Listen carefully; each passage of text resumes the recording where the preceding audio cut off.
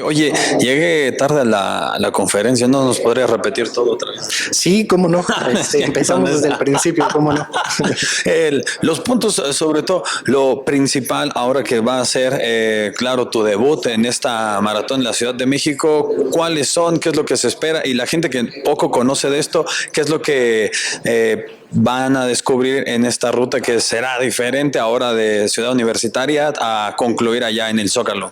Pues les tenemos grandes sorpresas preparadas desde la salida, enfatizando lo que ya habíamos comentado en distintos momentos, garantizar que la experiencia del corredor siga creciendo, siga mejorando y lograr junto con ello el maratón de la Ciudad de México de las 36 ediciones que se han realizado, que sea la 37, la más rápida de la historia del maratón de la Ciudad de México.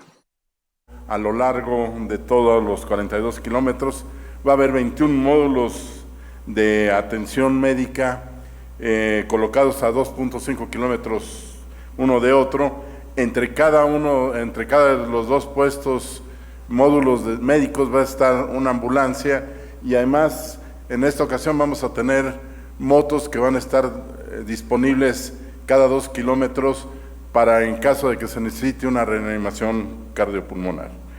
En total vamos a tener 34 médicos, 34 enfermeras, 130 técnicos en urgencias médicas y además personal de apoyo administrativo. Junto con nosotros va a estar 130 corredores voluntarios del Grupo Centinela.